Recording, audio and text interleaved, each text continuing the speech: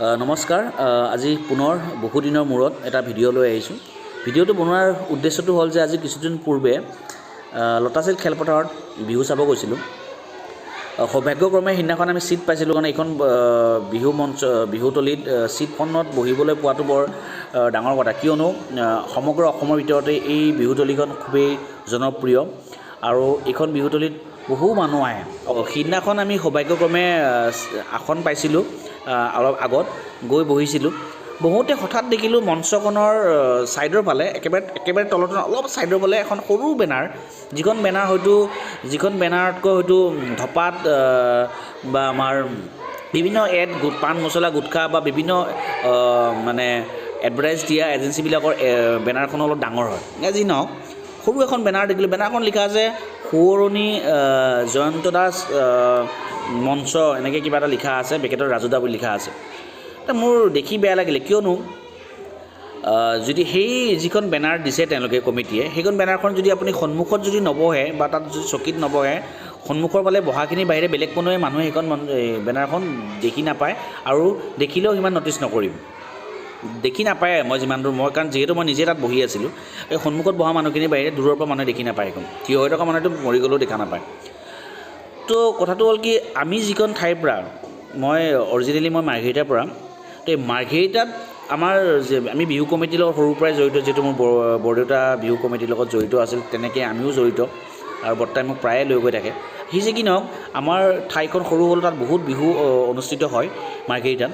আৰু তাত কোনোবা গণ্যমান্য ব্যক্তি ঢুকালে বা কোনোবা এজন কমিটিৰ লগত জড়িত মানুহ ঢুকালে, যদি তেখেতৰ নামত কমিটিয়ে যদি মঞ্চখন দিয়ে, তেন্তে মঞ্চখনৰ পিছফালে সন্মুখতে ডাঙৰ এখন বেনাৰ লগাই থাকে, য'ত লিখা থাকে সোঁৱৰণী মঞ্চ অমুক সোঁৱৰণী মঞ্চ, এনেকৈ কিবা কিবি লিখা থাকে। আৰু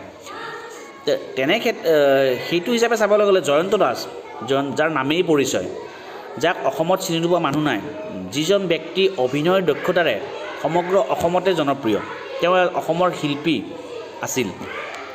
তেনে এজন ব্যক্তিৰ নামত যেতিয়া আপোনালোকে মঞ্চ এখন দিছে, সেই পোষ্টাৰখন তাত নিদি পিনে আপোনালোকে মঞ্চখনৰ একেবাৰে এনেকুৱা এটা ঠাইত লগাই থ'ব লাগিছিল, যাতে সকলোৰে মিডিয়াৰ মানুহৰো যাতে চকু পৰে, সকলো মানুহৰে যাতে চকু পৰে, চবেই যাতে চাই পিনে ক'ব পাৰে, অঁ হয়, এইখন আজিৰ মঞ্চখন জয়ন্ত দাস ডাঙৰীয়াৰ সোঁৱৰণী মঞ্চ বুলি চবেই গম পালেহেঁতেন। কিন্তু এনেকুৱা এটা ঠাইত সেই সৰু এখন বেনাৰ লগাই ৰাখিছে, যিটো জাষ্ট নাম লগাই দিয়াৰ নামেই হৈছে, কোনোৱে দেখা নাই।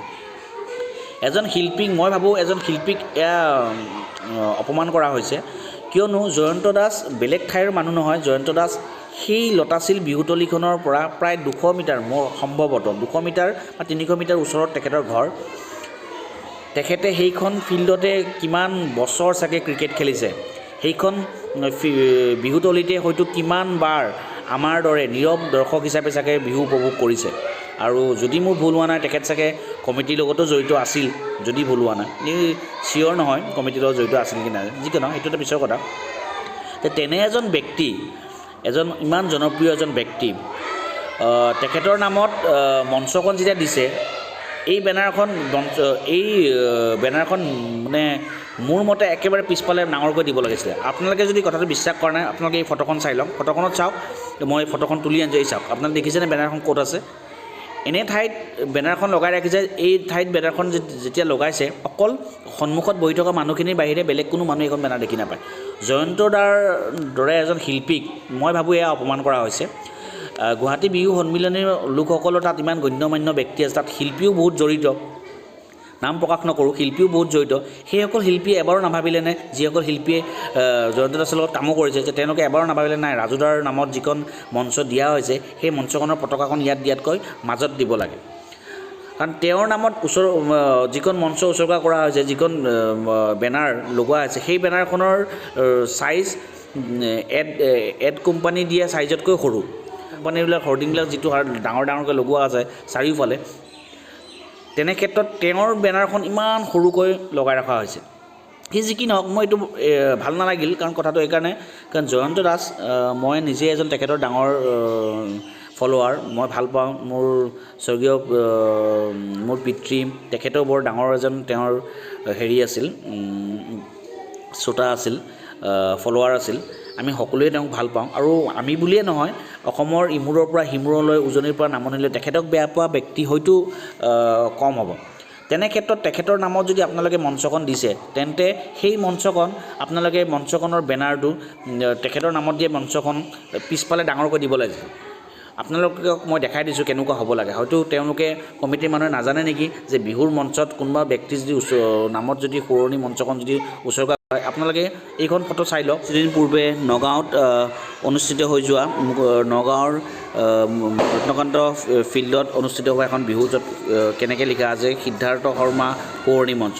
একেটাই প্ৰচিডিউৰ জয়ন্ত দাসৰ ক্ষেত্ৰতো কৰিব লাগিছিল, কাৰণ এনেকেই থয়। কাৰণ মোৰ যদি ভুল হোৱা নাই, মই যিমান শুৱনি মঞ্চ দেখিছোঁ শুৱনি মঞ্চ সদায় এনেকেই লগাই বেনাৰখন। প্ৰথমবাৰ দেখিলোঁ যে এজন ইমান ডাঙৰ শিল্পীৰ নামত মঞ্চখন দি পিনেও তেওঁলোকে চাইডত এনেকৈ লগাইছে যাতে কোনোৱে দেখি নাপায়, যাতে কেমেৰাও ঢুকি আৰু হয়ও কেমেৰাও ঢুকি পোৱা নাই সেইখন হেৰি। কাৰণ আমি ঘৰত আহি ভিডিঅ' চাইছিলোঁ।